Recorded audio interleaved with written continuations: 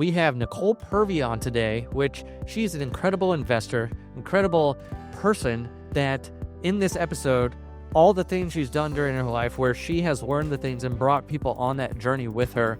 She tells some crazy stories about her being escorted away by the police in the early YouTube days to then creating a real estate empire like later on. So if you want to hear some of these great stories and then how she got through some of the ups and downs throughout her journey as an entrepreneur, this could be something for you. I think she can really encourage you and help you. So listen to this episode, and I appreciate you listening to the podcast. Hey, this is David Richter here again on the Profit First REI podcast. Have Nicole Purvy on today. Nicole, thanks for being on the show. Thank you for having me. Yeah, this is super exciting, right? Yeah, because I heard of you from Arthur, a guy that I met at another mastermind event because I get around. And he said that he literally had us FaceTime like right then and there because he said you were such a big fan of Profit First and had really gone down that road. So, and then I got to meet you, and the more I've got to meet you, the more it's like, this is awesome. I love what you're doing, what you're going to do, and what you have done.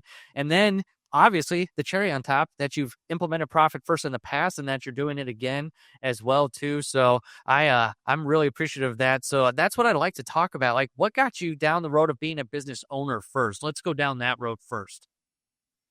So I've definitely serial entrepreneur, been a business owner. I actually just listened to a podcast interview with, I cannot remember the guy's name, but he dubs himself as the Warren Buffett of India. And he was saying how he noticed that with all successful people around between 8 and 11 years old, you start to specialize. And I started working when I was 8. So I just love, let me be really, really clear. I enjoy making money. I don't love it. The love of money is the root of all kinds of evil. So I enjoy making money. It is fun. It's a brain teaser to me. I have been an entrepreneur for 15 years. I knew from being a kid that I would end up being a business owner.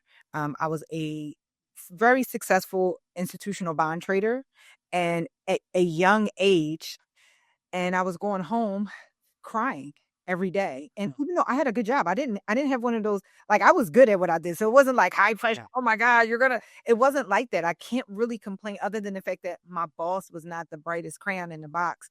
But he was good. They were all good to me. I had a really cushy job, but I went home crying because I knew that I was not doing what I was put here to do. And so all the way back in 2009, I started the crazy story. I started a YouTube channel called The Bond Girl, GURL, teaching people the basics of finance from the urban perspective. This is 2009. I mean, I think YouTube started 08. Right? Yeah. So like, this wasn't like a huge thing. And back then when you worked in finance, you could not do anything else. Like, they literally, your contract, like, hey, if you blink and give somebody what we think might be advice, you're fired. And so my friend that I did about it did the podcast or the YouTube show, and they gave me a warning, and I was like, okay. And at the time, I'm literally like 26. I'm like, whatever. Nice. So everyone's like double my age. So I'm like the young girl there, whatever. And so they gave me the warning. I'm like, yeah, whatever. And then I kept doing it. And then they were just like, we got to fire you. And I literally blacked out the fact that they had police escort me. Wow. I know, like, what? I didn't do it. What the fuck? I just had a podcast. And it's crazy. Fast forward, like, social media is the thing. Normal people would never get fired for something like that, let alone escort me out with police. But I never dusted off my resume. Okay. Wow.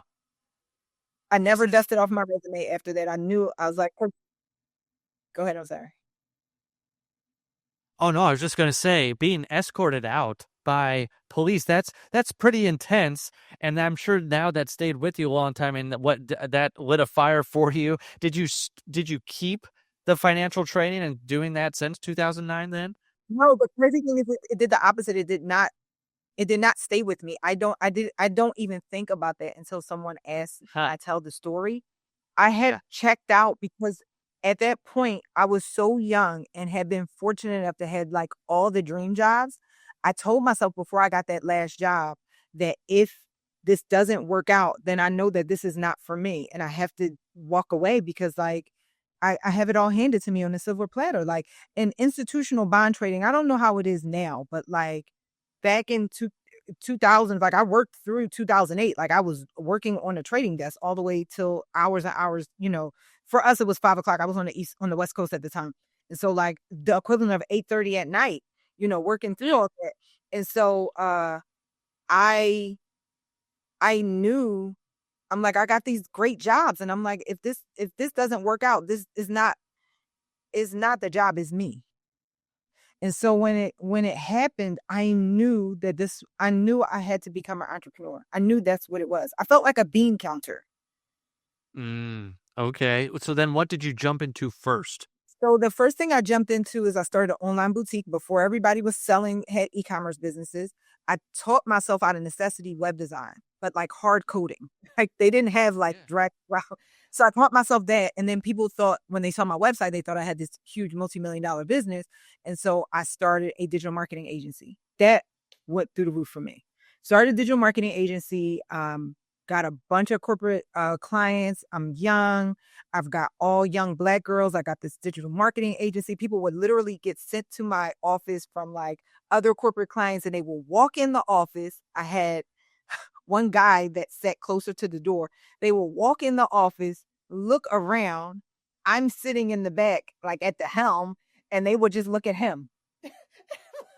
Wow. Oh man. Or people would open the door because it was mainly young Black girls, and then the one guy. Yeah. They will open the door, and also too, he was a white guy. Okay, so like, Okay. Yeah. so they will open the door and literally be like, I'm in the wrong place, and close the door. And so I had so much fun running that business, because we literally just ran it up. I mean, if you're in Philadelphia and you started a small business, this was before Canva. You needed a logo and a website. You came to me. Okay. You went nowhere else. Or Yeah. for some reason I specialized in doing digital marketing for the labor unions. So I had a lot of union the teachers union, the labor union, this union, that I had all the unions. And so if you wanted to do that, you came to me. And so I had a good time. And then that was when I was like, okay, I'm making money. Let's do real estate. Okay. So that's how you got into real estate from the digital marketing agency. Did you jump into single family at that time? No. So I had an even crazier Okay. transition. Okay. So I, at the time, in order to get clients, I used to host like entrepreneurship classes. So like if you're starting a business, come out, and I will have all these different topics, because if you're interested in it, you need a website. So like whatever. So I would charge really, really cheap prices for this. And so I started to try and invest in real estate on my own. And it was like, oh, this is like a thing. Like this isn't just, oh, buy it, right? So I said, well, what? This is what I'll do. I really want to get into real estate. I'm already dedicating myself to doing these entrepreneurship classes. Why don't we do real estate classes that'll be for me? I know a lot of people in the city. I'll get Yeah. someone to educate me, and whoever can come with me, they can join, and I won't charge because I can't make any promises. I'm learning too. So Right. it's like, okay. Awesome. Yeah, so that's what we did. So the first meeting, we had 4 people in it, okay? And that was 2 more people than I thought would be there because my cousin, she's my ride or die. She's going to join me. And then Nice. 2 other people. The next meeting, we had people spilling out the door. Wow.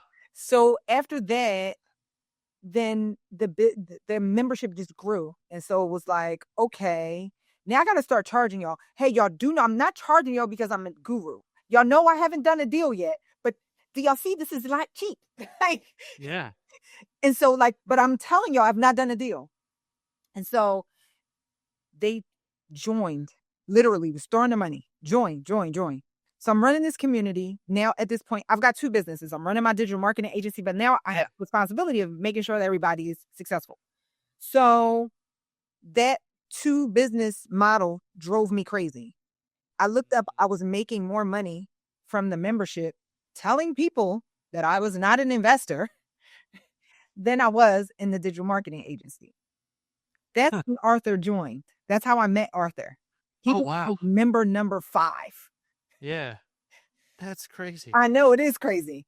And I would What year was this happening? So this is like 20. So we started the membership in 2016.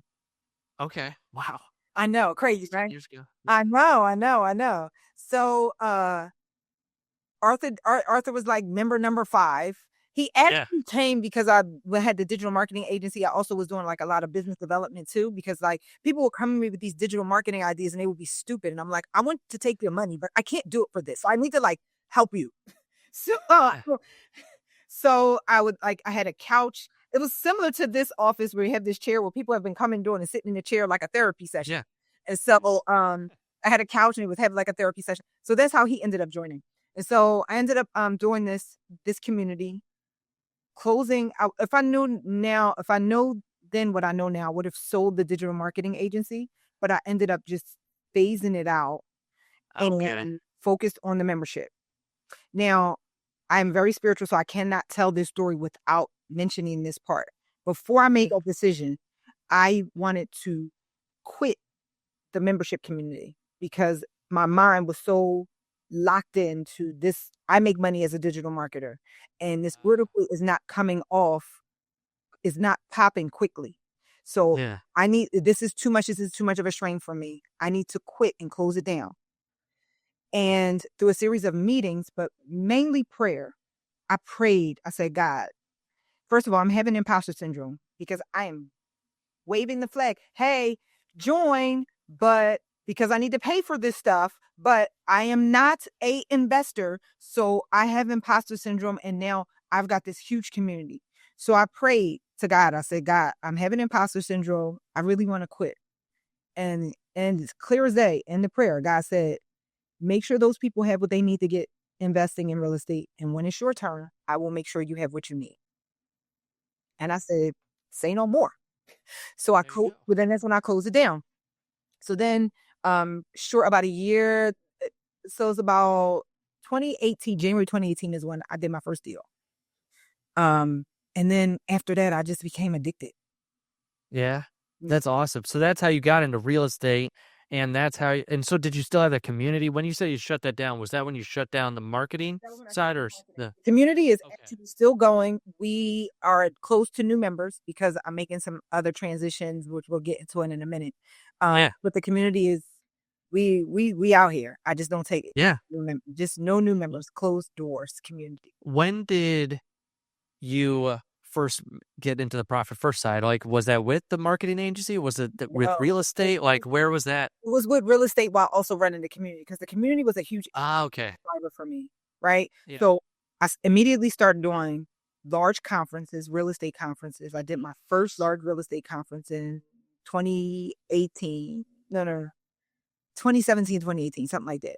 Yeah. I was like, oh my goodness. So now out of nowhere, I got this huge income stream. Huge income stream. And something about the book just maybe, Mike has a way of like speaking to your soul. Like, if your business is a time sucking in, but you're making money and you still poor. Like, yeah. It's me. Oh, right. And so I read the book and I instantly, I had, luckily, because I was also doing a business credit play. So when you're doing business credit, a lot of times you got to open up, you got to get bank accounts. So luckily, so you got 7 accounts that you need. I think I had like 6. So I'm like, and I had my 2 reserve accounts over here. And then I was like, oh, this is easy. And then because I also had daily income coming in. So I know I said that the 5th, the 10th and the 25th thing, I was actually doing it every day because I was getting all this money coming in. And I think my brain, I didn't have a process and I didn't know that's what I needed. Or like, how do I allocate this? I know I have expenses. I'll make sure the expenses are paid, but like, what's really happening here? And so it allowed me to get really religious about every day. First thing I would do, get up, pray, then get on my phone, shift the profit account, tax account, account, and tithe. That's 2. That's the other thing. My daily to-dos is finances and tithe, right? So do that. Yeah. And then what goes into my account, tithe it immediately. So I'm tithing every day, getting it popping. And so I read it and I just did everything instantly. Then the reason why Arthur connected is because I'm gonna jump around just a little bit. Sure. Within our Better Than Success Real Estate League community, he we have a book club, and There we go. Nice. She's holding up Profit First for Real Estate Investing. So, yes, I know the author of that one. and so I made our members in the book club read this. Cool. And so when he met you, he's like, I have to introduce you to Nicole. She loves you. And so when he went to the conference, he's like, the guy who wrote Profit First is here. I'm like, what conference is this? Because I know Mike is not charging. I know Mike going to tell him 6 figures today. You okay? Right. Yeah. So then he said, no, it's the guy that wrote Profit First. I said, oh no, that's even better because we read that book. Like I read the regular Profit First on my own, but we read your book together as a community. That's awesome. And so, yeah, like, I mean, unfortunately, finances is not something that there's nothing like you guys' system at all. Not even in MBA school, nothing. It's nothing like it. People just don't like to talk about it. Right, exactly. It's that touchy subject that a lot of people don't like to touch or don't talk about. But you've also gone down that road, it sounds like several times in your life, like with back then when YouTube was first starting and you were helping people on the side and then, getting into the real estate side, not even knowing what you were doing, like, and saying, I'm not the guru, but you got a lot of people on board and you were helping them and, like through the training that you were getting too. But then it sounds like you've got some training that you're doing currently too, that you're helping people with. So do you want to talk about that and like what you got going on today? Yeah. So, after helping thousands of people become real estate investors, and I can say that testimonials and all the things, thousands of people become real estate investors, coaching people. I realized that the biggest thing that hold people back is not the information. It's usually up here. I'll give you an example. Multiple times I see this.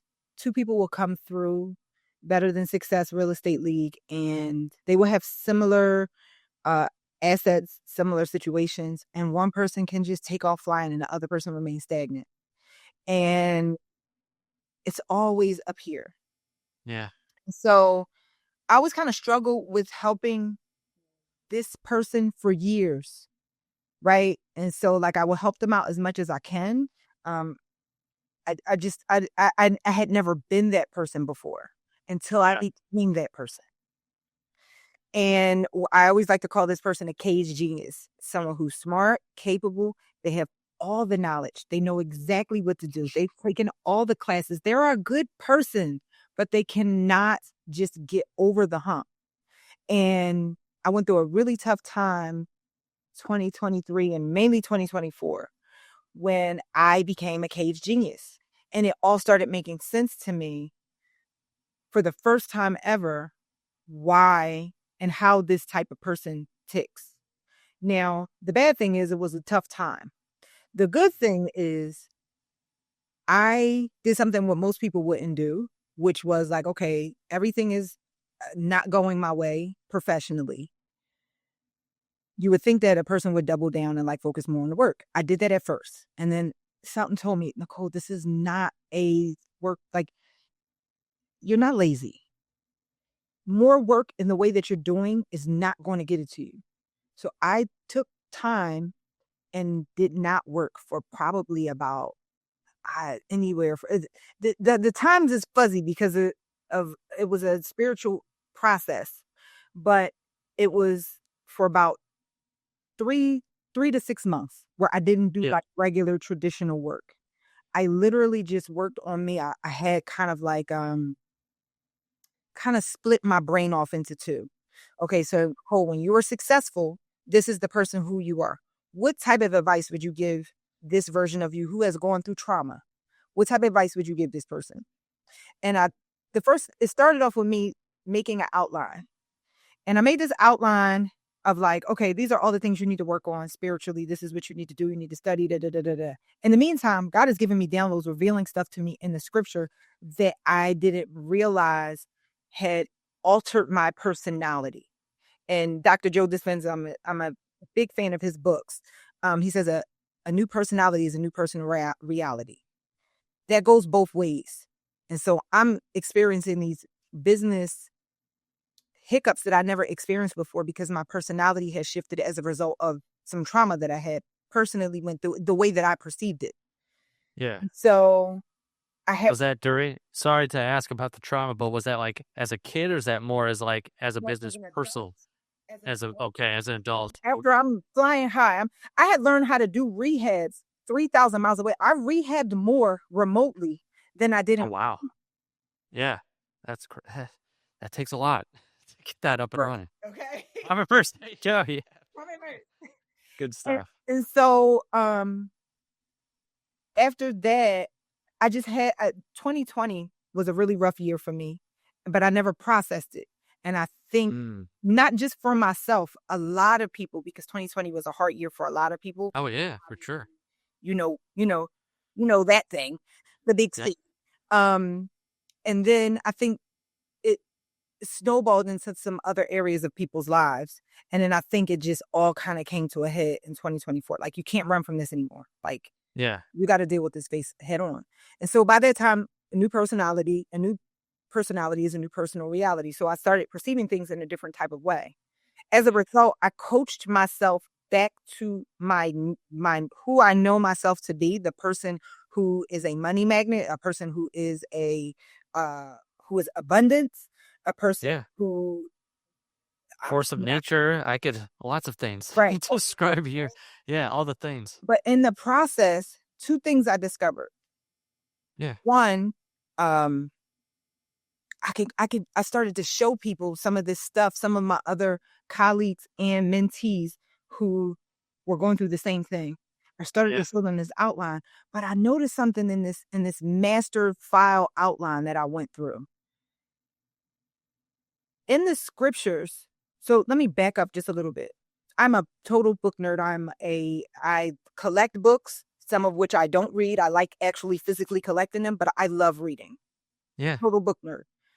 And I started reading like around getting really heavy into books like 2019, 2012, started getting into all the Think and Grow Rich, all that stuff. And I noticed like maybe a year in, I'm like, all these books that we love, they all with the exception of the industry specific stuff. Like, I consider your stuff industry specific, but I probably classify this in this one category. All the books that we know and love, they all have one thing in common. Every idea that it boils down to can be found in either a scripture or a story in the Bible. And so I started noticing, like, I could just cut out the middleman. I really started going in on the Bible. Then I started noticing, what are the most talked about things in the Bible? God himself, goals, which is the kingdom, promises, desires, testaments, all the things what God wants on this earth, okay? Mm-hmm. Technically goals. Money is the third most talked about thing in the Bible. You know, the Bible has 2,350 scriptures about money in it. Yeah. So I noticed that it was one of Jesus' favorite topics too. That was one of the things he spoke about the most. All right. While he was here. Right. So, yeah. So I looked at this outline. And I'm like, everything in this outline is all that I put in this outline is all fits into this category. And that's where this framework that I developed, or I should say God really shared through me, called the God Goals and Money Framework. And it lays the foundation, because you could get all the good information, which I call good seed. Yeah. And the word of God is not only in the Bible, good information, but if your field, your mind is not nutrient dense, it doesn't matter. I know a few people that got all them books that you got in the background, plus my books, and they still poor. Yep. Or they're still clueless. If your mind is not nutrient dense, then it doesn't matter. And this is why those are the three most talked about things in the Bible. If God writes a book and he says, hey, this is how you do life, and then he focuses on three topics, and then we decide that we want to skip all 3 topics, we only want to focus on 1, or we focus on 2 of the 3 and skip 1, then you're not going to, your field is not going to be nutrient dense, and it doesn't matter what seed you plant in it, it will not grow. Yeah. That makes total sense. So I developed this framework called the Goggles of Money framework, and just through faith, I recorded modules teaching all of this stuff that was revealed to me in the scripture. In addition to, I mean, like, I've had some successes running some businesses. In addition to the actual, which is the money section, which is the actual, like, universal business laws that, you know, can be, actually, I teach in the money section. I do have a module about profit first. Like, I, you know, Awesome. say, hey, you know, this is not mine, but I recommend that you do it. And I go through it, and then I direct them to, you know, if you want to learn more, here's the books. But Yeah. so in this training, it is a 47 module training, self-paced, but everything is designed to get you to automate income, because I don't believe you have a business if your income is not automated or it's not predictable. That makes sense. So everything, Wholesaling and flipping is a little bit hard to predict a lot of the times. but you know what? Semi yes and no. Yeah, on a day-to-day it's hard to predict, but you can put systems in place to automate it. Yeah. People, processes, systems, all the things. That's cool. All the things.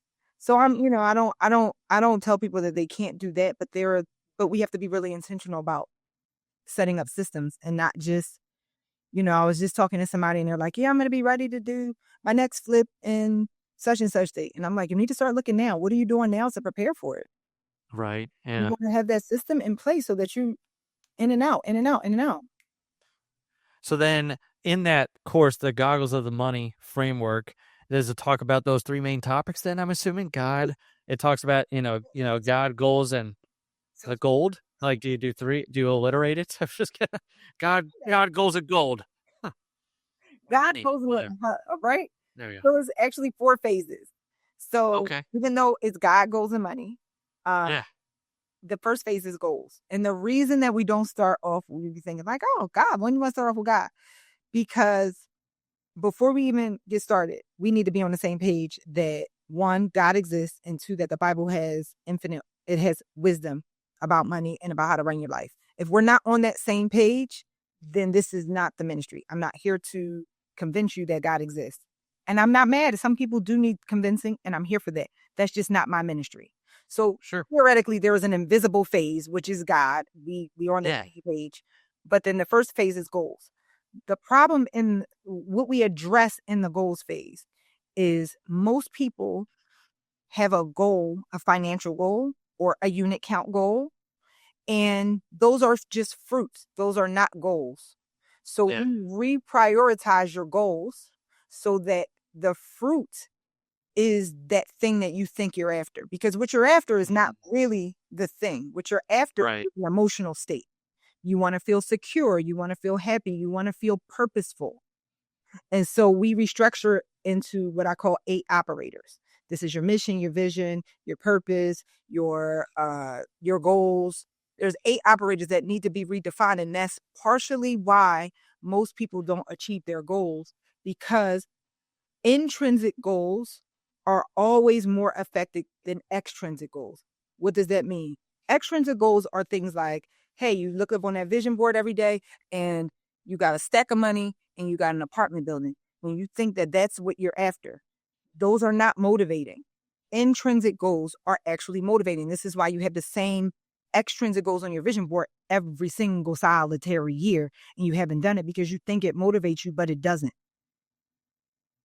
So what motivates you? We need to rewire your operators so that the fruit is the money in the car, and that's nothing. So we have to rewire your brain. Have you become the person that attracts that? Not chase it. And if you do chase it, you eventually will become the person, but it's a much longer process because you get beaten into submission. Right. You go Yeah. into this knowing I just need to be a different person. There's nothing wrong with the version that I am. It's just not attracting what I want. There's nothing wrong with it. It's just not my desire. outcome. I'm not judging this person. I honor this person. This person is doing a good job of sustaining this body and having a good time. We just ready for the next level. Yeah. No, I like this a lot. No, this is good stuff. And this is where it sounds like you've taken all your life's journey from being police escorted out of that building to then always, going through the real estate, going through the sounds like difficult mental and the mindset time in from 2020 all the way to 24 and going through that. And you've really turned it into something that can help people. So if someone wants to go down that road, how do they find this, like this framework, or how can they go through it if they're interested? So anything, all Nicole Purvy things are at NicolePurvy.com. I do a webinar every Thursday-ish. I have to skip this week because I'm actually traveling to Philly for an event that I'm hosting. But if you go to mypredictableprofits.com, I do a webinar that walks you through this entire framework. It gives you clarity. Oh, cool. It is my 4-step process to automate your income. I didn't even go through the rest of the steps. The goals phase, the God phase, the money phase, and then the last phase is time, because miracles is just expanding and compressing time frames. It's ordinary things, expanding, compressing time frames. And Jesus lays it out how to literally what they call it now, quantum leap. That's nice. The spiritual community. They call it quantum leap. Time jump or whatever it is. But Jesus tells us how to do it in the scriptures. It's hidden in plain. That's awesome.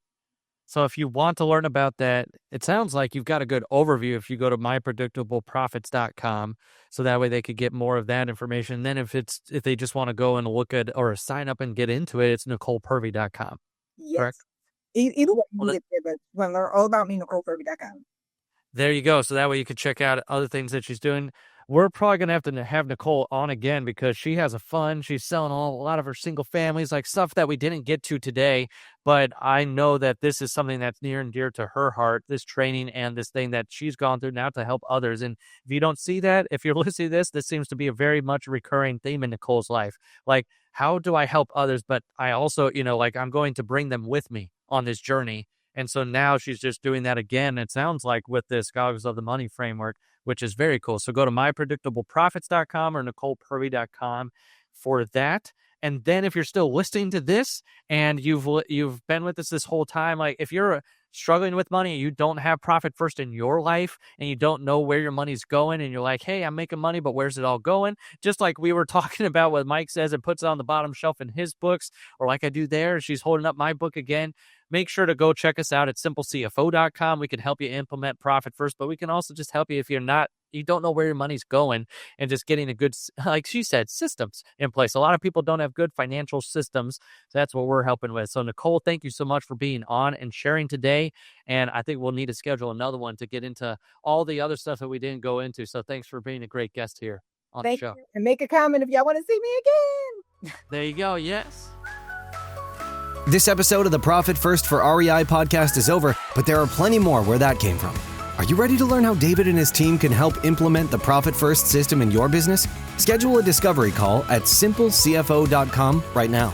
We'll see you next time on the Profit First for REI podcast with David Richter.